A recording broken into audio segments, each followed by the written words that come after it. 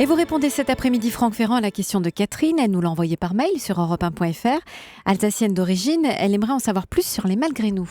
Alors, il faut dire d'abord que je fais très attention à ce que je vais dire, parce que vous savez, ça, s'il y a bien un sujet sensible, j'ai déjà reçu tellement de courriers sur ce sujet.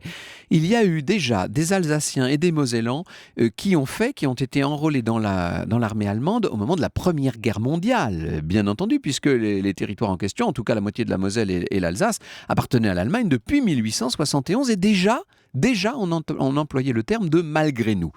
C'est évidemment pendant la Seconde Guerre mondiale que tout ça va prendre l'importance que l'on sait. La Moselle, l'Alsace sont de nouveau annexés par l'Allemagne en 1940, mais ce qu'il faut vous dire, c'est que jusqu'en 1942, la mobilisation des jeunes Alsaciens et Mosellans dans l'armée allemande n'est pas obligatoire, même si évidemment la propagande nazie les y incite, vous imaginez bien, mais sans succès, en tout cas pour l'essentiel.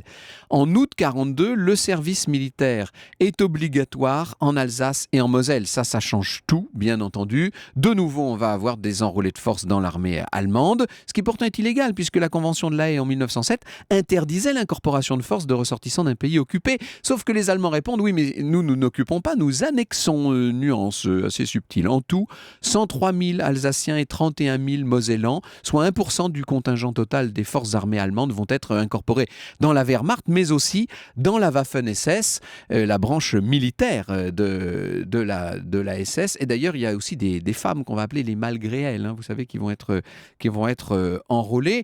C'est un enrôlement de force, bien entendu, sous peine de mort. Il faut jamais manquer une occasion de le rappeler, bien entendu. D'ailleurs, on ne trouve pas que des Alsaciens et des Mosellans, mais également des Belges, des Luxembourgeois, etc. Bref, tous les territoires annexés par le Troisième Reich. La plupart des malgré nous sont envoyés sur le front russe. Un grand nombre d'ailleurs seront faits prisonniers par les soviétiques et envoyés dans des camps de détention dont certains ne reviendront pas. D'autres seront envoyés, vous le savez, en Normandie combattre les Alliés. 13 d'entre eux, et c'est ce qui a fait couler tant d'encre, 13 d'entre eux ont fait partie de la division Waffen-SS das Reich, vous savez, qui va participer au massacre d'Oradour-sur-Glane en 1944. Certains vont pouvoir déserter, se rendre aux Alliés ou être enrôlés dans les forces françaises intérieures, un petit nombre, et à la Libération, ceux qui ont pu revenir seront victimes, vous le savez, d'amalgames.